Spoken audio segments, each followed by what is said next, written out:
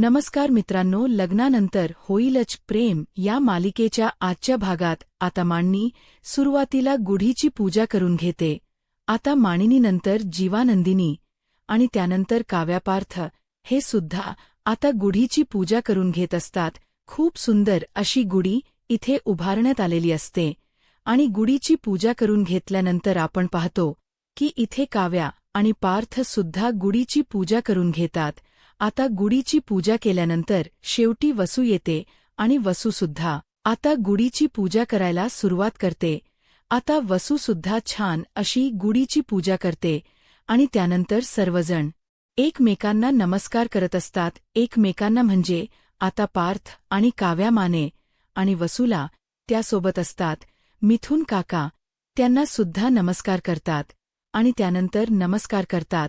ते म्हणजेच की आता इथे वसू आणि रम्याला जीवानंदिनी सुद्धा छान सर्वांना नमस्कार करतात आणि आशीर्वाद घेत असतात. आता इकडे मांडणी म्हणत असते, बर चला, खूप झालात आहे आपल्याला. मी काय म्हणते, तुम्ही सुद्धा आगुडीसोबत फोटो काढा ना. तेवढ्यातच नंदिनी, मी हा नाही आई असू द्या ना, मी हे करते, पटकन टेबल लावते, म्हणजे जेवणाचं बघते, असं म्हणून ती सुद्धा निघून जाते. आता माने जीवाला ओरडते आणि म्हणत असते, काय रे जीवा, काहीतरी झालंय, काय झालंय? नंदिनी थोडीशी अपसेट वाटते, नाराज वाटते. तेव्हा जीवा म्हणत असतो, अगं नाही, असं काही नाहीये, ही तर थोड्यालाच अरुचते बाबाछे, असं जीवा म्हणत असतो. आता ती निघून जात असते. तेव्हा जीवा म्हणत असतो, ऐक नाही, आपण मस्त एक सेल्फी काढूयात. त्याच वेळेला आता इकडे मांडणी म्हणत असते, तू येडा आहेस का बायकोसोबत सेल्फी काढायचा सोडून तू चक्क माझ्यासोबत घाबरत सेल्फी काढतोयस? ज्या बायकोसोबत सेल्फी काढ, माझ्यासोबत सेल्फी काढायची काही गरज नाही, असं सुद्धा आता इकडे तो बोलत असतो. आता हे सगळं काही बोलल्यानंतर इकडे दुसऱ्या बाजूला आपण पाहतो की जो काही विजय आहे तो विजय रम्याला म्हणत असतो, तुला काही मला विचारायचं असेल तर विचारू शकतेस. तेव्हा आता तो मुलगा म्हणत असतो, नाही प्लीज, तुला उलट काही प्रश्न असतील, काही विचारायचे असेल तर ते तू मला विचार. तेव्हा रम्या म्हणत असते, नाही विचार ना, मला काहीच प्रॉब्लेम नाही. तेव्हा विजय म्हणत असतो, ठीक आहे, जर मीच विचारा अशी तुझी इच्छा असेल ना तर विचारतो, डायरेक्टच विचारतो, विषयाला हात घालतो. आता विजय म्हणत असतो, हे बरम्या, मी एक साधा सरळ मुलगा आहे. तुझं भूतकाळ किंवा तुझं या अगोदर काही किंवा कोणी तुझ्या आयुष्यामध्ये या अगोदर होतं का, असं स्पष्टपणे आता इकडे त्याने विचारलेलं असतं. आता तेव्हा रम्या म्हणत असते, हो, याआधी माझ्या आयुष्यामध्ये एक मुलगा होता आणि माझं त्याच्यावर प्रेम होतं, असं म्हटल्यानंतर आता विजय तिच्याकडे पाहतच असतो. तर आता इकडे सगळेजण श्रीखंडपुरीच्या येथे वाटच बघत असतात. तेव्हा नंदिनी म्हणत असते, मी ना काव्याला मदत करते. काव्या एकटीच आहे असं म्हटल्याबरोबर आपण पाहतो काव्या म्हणत असते, नाही, त्याची काही गरज नाहीये, मी सगळं काही केलेलं आहे.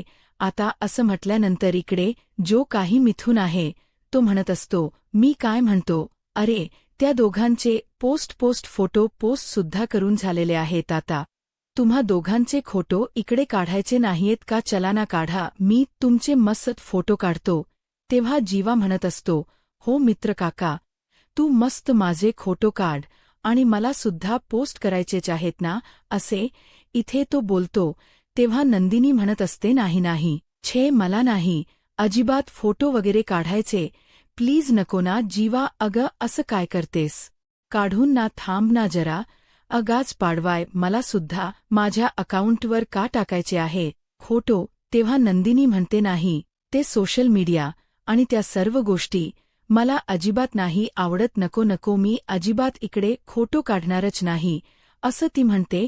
तेवढ्यातच आता नंदिनी आणि पार्थ हे दोघेजण आलेले असतात. आता दोघेजण आल्याच्यानंतर इकडे जो पार्थ आहे तो म्हणतो, खरंच ना, येथे स्त्रीला मदत करण्याच्या पायी मला किचनमध्ये त्या श्रीखंडासारखं बांधून टाकलेलं होतं. काही लोक तर बायकोला मदत अजिबातच करत नाहीत, नुसतं खाण्याची काम करतात. त्यावर जीवा म्हणत असतो, ए वांग्या दादा, तू मला म्हणतोयस का हे सगळं मला म्हणायचं नाहीय, आणि तुम्हाला सगळ्यांनाच माहिती मी किती आणि कशी बायकांना मदत करतो. त्यामुळे मला हे सगळं काही नाही बोलायचं. तू असं म्हणून आता सर्वांना ते श्रीखंडपुरी वाढत असतात.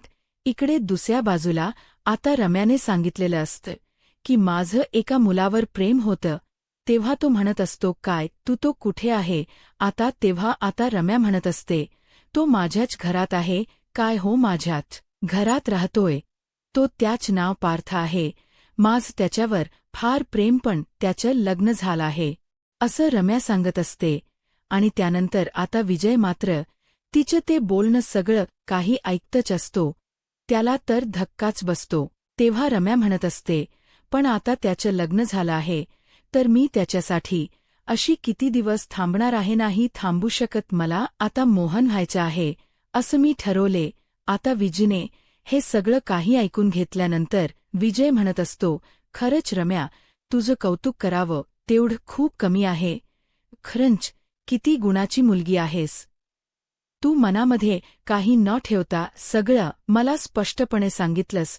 बघा, आलं रम्याच्या जाळ्यात हे पाखरू आलं. असो आता रम्या म्हणत असते, तुला काय बरे माहिती मी कशी आहे ते, आणि फक्त पार्थच माझा आहे, आणि मी फक्त पार्थच प्रेम करू शकते. हे सगळं रम्या मनात म्हणत असते. तेव्हा विजय म्हणत असतो, पण रम्या, तुझं कौतुक करावं तेवढे कमी आहे. खरंच एवढ्या सहज तुझ्यासमोर असणारा मुलगा ज्याच्यावर तू प्रेम करत होतेस ते सगळं विसरून तू नवीन आयुष्याला सुरुवात करतेस, ह्यात मला आनंद आहे, असं तो बोलतो. आता इकडे दुसऱ्या बाजूला आपण पाहतो, किनीने म्हटलेलं असतं, गेल्या वर्षी कशी श्रीखंडपुरी भरवली तशी याही वर्षी तुम्ही दोघांनी तुमच्या बायकांना श्रीखंडपुरी भरवायची. आता त्याच वेळेला काव्याला आणि इतर लोकांना सर्वांना तो क्षण आठवतो. आता इकडे वसू म्हटलेली असते, खाशील ना? तेव्हा मात्र काव्याने गेल्या वर्षी कशा पद्धतीने कडुनिंबाची पानं खाल्ली होती, कारण वसूच्या रागापुढे जेव्हा पार्थ श्रीखंड भरवत होता, पुरी भरवत होता, त्यावेळेला आता वसू मुद्दाम म्हणत असतेस, बाई नाही तर उगचच तुला सुद्धा कडुलिंबाची पानं खायची गरज पडायची नाही तर तू कडुनिंबाची पान सुद्धा मागायची काय? बरोबर वाटते ना? बरोबर बोलतीये ना मी? हे सगळं ती बोलत असते. तेव्हा आता काव्या म्हणत असते, अजिबात नाही, गेल्या वेळेस खाल्ली होती मी कडुनिंबाची पानं, पण ह्या वेळेस अजिबात कडुनिंबाची पानं खाणार नाही. ह्या वेळेस मात्र आता मी पारच्या हातूनच इकडे श्रीखंड आणि पुरी हेच खाणार आहे, असं सुद्धा आता इकडे ती बोलते. आणि हे सगळं काही बोलल्यानंतर आता पार्थ हा काव्याला श्रीखंड आणि पुरीचा घास भरवत असतो. श्रीखंड आणि पुरीचा घास भरवल्यानंतर इकडे आता जी माननी आहे ती फार आनंदात असते. आता नंबर असतो तो म्हणजे जीवाचा. आता माने म्हणत असते, जीवा काय करतोयस? भरवना पटकन. अरे तू सुद्धा तिला श्रीखंडाने पुरीचा घास भरव. तेव्हा नंदिनी म्हणत असते, नाही, नको नको, मला नाही खायची. काय तुला खायचं नाही? का नाही खायचं? अगं खा ना. तेव्हा जीवा म्हणत असतोय, उगचच गप्प बस, असं काही बोलू नकोस, खा गपचूप चल. आता नंदिनी म्हणत असते, नाही, नकोय मला जीवा, नकोय मला जीवा. आणि नंदिनीला ते सर्व शब्द जीवाचे फोनवरचे बोलतानाचे आठवतात. आता पुन्हा इकडे म्हणत असतो, तो खा म्हणून, पण नंदिनी म्हणत असते, नाही, नकोय मला, नाही, नकोय मला. तेव्हा आता इकडे पार्थ म्हणत असतो, काय चाललंय नंदिनीचं? असं का करताय? खा ना. मला तुमच्यामध्ये थोडासा काहीतरी बदल वाटते. काही झालंय का तुम्हाला? पण नंदिनी मात्र आता तिथे बसत नाही आणि ती म्हणत असते, नाही, नकोय मला, मी आलेच, असं म्हणून ती तिच्या खोलीमध्ये निघून जाते. आता नंदिनी गेली यानंतर सर्वांना थोडासा धक्काच बसतो. सगळेजण विचार करतात की काय झालं असेल, आणि तेव्हा जीवा म्हणत असतो, तुम्ही शांत बसा, तुम्ही ना तुमचं खायला सुरुवात करा, मी बघतो काय झालं ते, मी आलोच, तुम्ही सुरू ठेवा. असं म्हणून आता जीवासुद्धा तिथून निघून जातो. आता जीवा तिथून निघून गेल्यानंतर आपण पाहतो की इकडे आता दुसऱ्या बाजूला काव्या म्हणत असते, काहीतरी बिघडले नंदिनी ताईच, पण काय बिघडले ना, त्या गोष्टी समजत नाही असं ती बोलते. इथे दुसऱ्या बाजूला विजय रम्याच कौतुक करत असतो आणि तो म्हणत असतो, खरंच तुला म्हणजे ज्या गोष्टी आहेत ना त्या गोष्टी पहाव्या आणि ऐकाव्या तेवढ्या कमीच आहेत. खरं सांगू का, सगळ्यात महत्वाची गोष्ट म्हणजे तुझ्यासारख्या मुलीन एवढं सगळं सहन केलंय हे मात्र खूप जास्त इथे विशेष आहे. म्हणजे मला तर इथे आता समजतच नाही की ह्या सगळ्या गोष्टी इथे तू ह्या पद्धतीने सहन केल्यास. पण मला एक गोष्ट सांग, आता तू सगळं काही व्यवस्थित आहे ना? तर मग तू आता इकडे मिसेस मितकरी होण्यासाठी तयार आहेस का? आता इकडे तुम्हाला रम्या विचार करू लागते. त्यानंतर पुन्हा एकदा तो विचारतो, सांगणारम या तुला मिसेस मितकरी बनायला आवडेल का? मी तुला खूप आनंदात ठेवेल, सुखात ठेवेल आणि तू अजिबात काळजी करू नकोस. तुझा जो काही भूतकाळ आहे तो भूतकाळ विसरण्यासाठी सुद्धा मी तुला मदतच करेल, असं सुद्धा आता इकडे तो बोलत असतो. आता तेवढ्यातच इथे त्याच्यासाठी सरबत आलेलं असतं. तर इकडे तिच्यासाठी तिने ऑर्डर केलेली सिनेमन कॉफी आलेली असते आणि ते दोघेही जण आता एन्जॉय करत असतात. काव्या पण त्याच्याकडे पाहते, तर विजय सुद्धा तिच्या होकाराची वाट बघत असतो.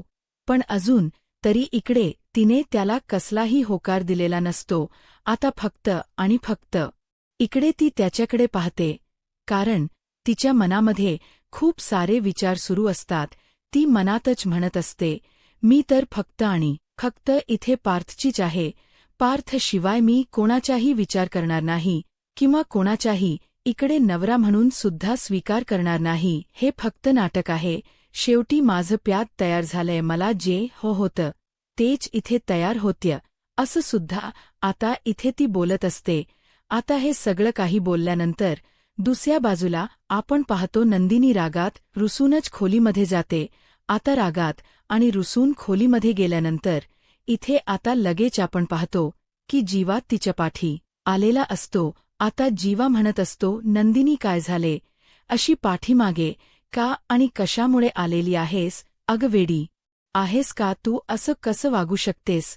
काय चाललंय तुझं? तेव्हा ती म्हणत असते, नाही जीवा, मला नाही बोलायचे तुमच्याशी. अगं नाही बोलायचे म्हणजे चल लवकर कर, वेडी आहेस का तू? अगं तुला श्रीखंड आणि पुरी खायची नाहीये का? असं काय करतेस?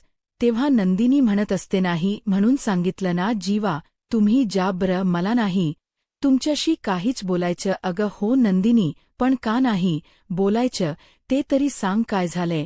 तेव्हा आता नंदिनी हे सगळं काही पाहते आणि म्हणत असते, आता तुम्ही मला श्रीखंडपुरी भरवाल आणि त्याच्यानंतर माझं वजन वाढेल आणि मग हाला मी ते शोभणार नाही. काय हे काय नवीनच होत तसंच आहे.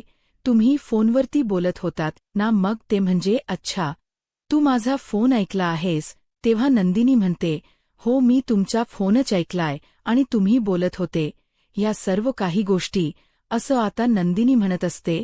तेव्हा जीवा म्हणत असतो, अगं पण तो फोन असं म्हणतात ना, बघ किती गैरसमज होतात. कोणाचाही फोन अशा पद्धतीने ऐकू नये आणि तू तो ऐकलायस. थांब, आता मी तुला सांगतो मी काय म्हणत होतो फोनवर. हा तुम्ही फोनवर ब्युटीफुल सुद्धा म्हणत होता आणि कालच मला सुद्धा ब्युटीफुल म्हणलात. मी तुम्ही ब्युटीफुल नाही, मी तर तुम्ही मला फूल बनवले.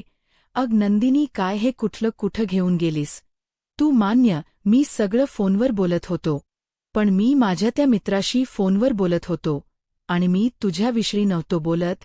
मग कोणाविषयी बोलत होतात? अगं माझी बाईक, तुला माहिती आहे ना माझ्या बाईकवर माझा किती जीव आहे, ती किती ब्युटीफुल आहे. तिला मी ब्युटीफुल असं म्हणतो ना, मग तेच. आणि तुला माहिती ना माझी बाई किती जड आहे, किती वजन आहे तिचं, मला पेलवत नाहीये. हेच बोलत होतो मी आणि तू ती हेही ऐकलंस ना की पार्थ दादा किती नशीबवान आहे. पण तुला सांगू, पार दादाने लग्ना अगोदरच एक सुंदर अशी नवीन बाईक घेतली, त्यामुळे मी त्या सर्व काही गोष्टी बोललोय. बापरे नंदिनी, काय हे सगळं? तेव्हा नंदिनी म्हणत असते, म्हणजे तुम्ही हे सगळं माझ्याबद्दल नव्हत्या बोलत? कसं बोलेल नंदिनी, मी तुझ्याबद्दल हे सगळं आणि तुला काय वाटतंय की मला तू आवडेनाशी होणार आहेस? अग अशी कशी तू नंदिनी? अग तूच माझी गुढी, तूच माझी लक्ष्मी, तूच माझं भरलं ताट, सगळं काही तूच आहेस. आता मला सांग, मला म्हणतेस भरल्या ताटावरून असं उठून का आलात? तू जर भरल्या ताटावरून उठून येतेस तर मग मला यावा नाही लागायचं तुला म्हणवायला. आणि जर मी भरल्या ताटावरून उठून आलो असतो तर तू सुद्धा मला नवायला आलीच असतीस ना? मग हे सगळं काही होत असताना तू एवढ्या सगळ्या ह्या गोष्टीचा का बर विचार करतेस नंदिनी? हे बघ, असं काही नाहीये. तू थोडासा चांगला विचार कर. आणि असं काही नाहीये, प्लीज. तेवढ्यातच आता रम्या आलेली असते आणि रम्या म्हणत असते, बाप रे बाप, काय आहे ते कॅरेक्टर पूर्णच वेगळा आहे. म्हणजे हो, असं रम्या सांगत असते. तर इकडे आता जीवाने नंदिनीची समजूत घातलेली असते. काव्या म्हणत असते, म्हणजे कसलं कॅरेक्टर आहे? त्यावर रम्या म्हणत असते, अग त्याला पूर्ण नॅचरल आवडतं. त्याला कोणतंही असं मिक्सिंग किंवा जे काही बाहेर भेटत ना ते अजिबात आवडत नाही. ज्या काही गोष्टी असतील ना त्या नॅचरल. अग चक्क त्याने तिथे ज्यूस ऑर्डर केला मला तर एका पॉइंटला कळलंच नाही. तेव्हा काव्या म्हणत असते, अरे वा वा वा वा रम्या, मग काय आता? तुला मुलगा आवडला म्हणायचं? तेव्हा रम्या म्हणत असते, हो, मुलगा ना फार चांगला आहे, म्हणजे प्रेमळ आहे, समजूतदार आहे. आणि तेव्हा आता रम्याला मुलगा आवडलाय म्हटल्यावर सगळ्यांना आनंद झाला असतो. पार्थ आता म्हणत असतो, अरे वा रम्या, खरंच आता. मिथुन म्हणत असतात, मग काय रम्या, ह्या वर्षी लग्नाचा बार उडवून द्यायचा म्हणायचा? आता मी काय म्हणतो वसुताई, आता ऐका ना. तुम्ही एक काम करा रम्याच, जेव्हा लग्न असेल ना तेव्हा आपण 4 दिवसाचा कार्यक्रम ठेवूया. म्हणजे बघा ना, 4ही दिवस मस्त गोडधोड खाता येईल. खरंच. तेव्हा आता वसू म्हणत असते, हो चालेल ना. तर असे मिथुन म्हणत असतात, आय लाईक इट गोडधोड. खरंच मला ना खूप गोडधोड खायला आवडतं. आपण रोज काही ना काही वेगवेगळं बनवत जाऊया आणि रोज काही ना काही वेगवेगळं बनवल्यानंतर आपण हे रम्याचं लग्न एन्जॉय करूयात, असं मिथुनचं म्हणणं असतं. दुसऱ्या बाजूला आता जीवाच्या खांद्यावर डोक ठेवून नंदिनी शांतपणे पडलेली असते. आता इकडे जीवा म्हणत असतो, नंदिनी खरंच किती सुतावरून स्वर्ग तू गाठलास, असं काही नाहीये, वेडीच आहेस तू. तेव्हा आता इकडे नंदिनी म्हणत असते, पण तो भक्तीच्या नव्यासारखी मी जर तुम्हाला आवडणशी नाही झाली तर. त्यावर आता इकडे नंदिनी म्हणत असते, तो आजसुद्धा असाच बोलत असेल ना त्या भक्तीसोबत. तेव्हा आता इकडे जीवा म्हणत असतो, आता हा अज्य आणि कोण बरं? आता हे नवीन कॅरेक्टर कोण? त्याच वेळेला आता इकडे नंदिनी म्हणत असते, नवीन कॅरेक्टर वगैरे नाहीये, भक्तीचा नवरा. भक्तीची सुद्धा तब्येत अशीच वाढत आहे आणि ती अशीच, तिला सुद्धा गोडधोड खायला आवडतं. पण मग मला सांगा जीवा, गोडधोड खाल्ल्यावर असं म्हणतात की वजन वाढतं, पण मग गोडधोड खायचं नाहीये का? सांगा ना, मग कधी खायचं गोडधोड? जर गोडाने वजन वाढत असेल तर. तेव्हा जीवा म्हणत असतो, अगं पूर्वीची माणस असं काय म्हणायची, फक्त सरांनाच गोडधोड बनायचं, पण आता हल्ली तसं राहिलं नाहीये ना. तेव्हा नंदिनी म्हणते, हो ते सुद्धा अगदी बरोबर आहे. जेवण झालं की त्यानंतर जेवणानंतर थोडसं गोड हवंच, हे तर कंपल्सरी झालंय. तेव्हा जेव्हा म्हणत असतो, तोच तर मोठा प्रॉब्लेम आहे ना, त्याचमुळे सर्वांची वजन वाढत चाललेली आहे. आणि आपण काय करतो, कधी गोड खातोच नाही, म्हणतच नाही, पण मग पूर्वज काय करायचे, फक्त सणाला कधीतरी गोड खायचे, ते कसे फिटड फाईन असायचे. तेव्हा नंदिनी म्हणते, हो जीवा, तुम्ही बोलताय ना ते अगदी बरोबर आहे, मला तुमचं म्हणणं पटलेलं आहे. असं म्हटल्यानंतर आता जीवा उठतो आणि त्याचा वजन काटा शोधत असतो. तेव्हा नंदिनी विचारते, काय करताय जीवा, काय हव्य? तेव्हा जीवा म्हणत असतो, अगं कुठे गेला, इथेच तर होता ना. तेव्हा तो वजन काटा बाहेर काढतो आणि वजन काटा बाहेर काढल्यानंतर आता नंदिनीला म्हणत असतो, ये वजन काट, यावर चढ. तेव्हा नंदिनी म्हणते, नको ना जीवा, प्लीज, माझी हिंमत नाही होणार आहे वजन काट्यावर चढण्याची. त्याच वेळेला आता इकडे जीवा म्हणत असतो, "अग असं काय करतेस, वेडीये आहेस का, ये बरंच चल चढून.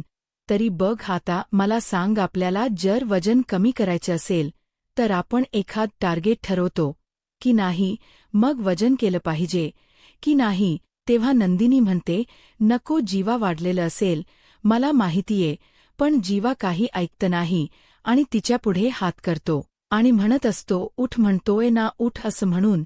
आता शेवटी नंदिनीला तो उठायला लावतो आणि तिला त्या वजन काट यावर चढवतो.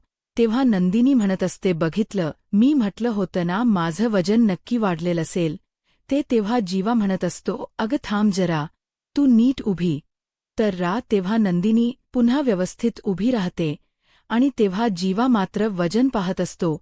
तेव्हा नंदिनी त्याला विचारते, सांग ना जीवा, किती आहे वाढले ना वजन? माझं वाढले ना, मी म्हणत होते, मी सांगत होते की माझं सुद्धा वजन वाढलेलं आहे म्हणून, पण माझं कोणीही ऐकायला तयारच नाही. तेव्हा आता नंदिनी त्याला विचारत असते, सांगा ना जीवा, किती झाले, सांग ना जीवा, किती झाले. पण तरी सुद्धा इथे जीवा मात्र काहीच बोलत नाही. आता स्वतः त्या वजन काट्यावर चढतो आणि स्वतः वजन काट्यावर चढल्यानंतर इथे तो तिचा हात हातात घेतो आणि म्हणत असतो, प्रेमाचं वजन वाढलंय, दोघं मिळून कमी करूया, तू काळजी करू नकोस. तुझंही वाढलंय, माझंही वाढलंय, आपल्या प्रेमाचं वजन वाढलंय, पण दोघेही मिळून तुझं वजन कमी करूया, तू नको काळजी करूस. असं म्हटल्यानंतर आता नंदिनी हिची जीवाकडे पाहतच असते. नंदिनीला फार आनंद झालेला असतो, कारण इथे आता जो जीवा आहे त्या जीवाने समजूत घातलेली असते नंदिनीची आणि त्यामुळे तिच्या मनामध्ये असलेले सर्व गैरसमज आता एका झटक्यात दूर झालेले असतात, निघून गेलेले असतात. तर आता दोघेजण एकमेकांच्या मिठीत बराच वेळ असतात. आजच्या भागामध्ये एवढेच. उद्याचा भाग फार इंटरेस्टिंग असतो, कारण ह्या दोघांची जेवण राहिलेली असतात. आता जीवाने नंदिनीची समजूत घातल्यानंतर नंदिनी खाली येते आणि आता जीवा म्हणत असतो, काय मग श्रीखंडपुरी खाणार ना माझ्या हातून? तेव्हा नंदिनी म्हणत असते, हो. तर असं म्हणून जीवा आता शेवटी नंदिनीला श्रीखंडपुरी भरवतो. तेव्हा आता रम्या म्हणत असते, खा, अजून खा, कारण आनंदाची आणखी एक गोष्ट आहे. तेव्हा काय आनंदाची गोष्ट आहे? तर आपल्या रम्याने मुलाला पसंती दाखवली आहे आणि त्या मुलाने सुद्धा रम्याला पसंत केलं आहे. तेव्हा वसू म्हणत असते, हो, तर आता रम्यात सुद्धा लग्न करायचंय.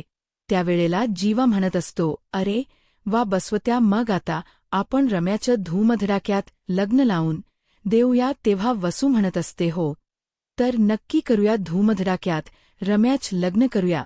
त्यावेळेस आता इकडे रम्या मनातच म्हणत असते, तुम्ही माझ्या लग्नाची तयारी. आत रम्याने तर मुलाला पसंती दाखवली घरी सुद्धा आणि त्याला सुद्धा, पण रम्याने नेमकं आणखी काही सांगितलं असेल का त्या मुलाला हे पाहणं फार गरजेचे आहे. आता पुढे काय होईल हे पाहायला आत्ताच माझा महाराष्ट्र या यूट्यूब चॅनलला सबस्क्राईब करा. धन्यवाद.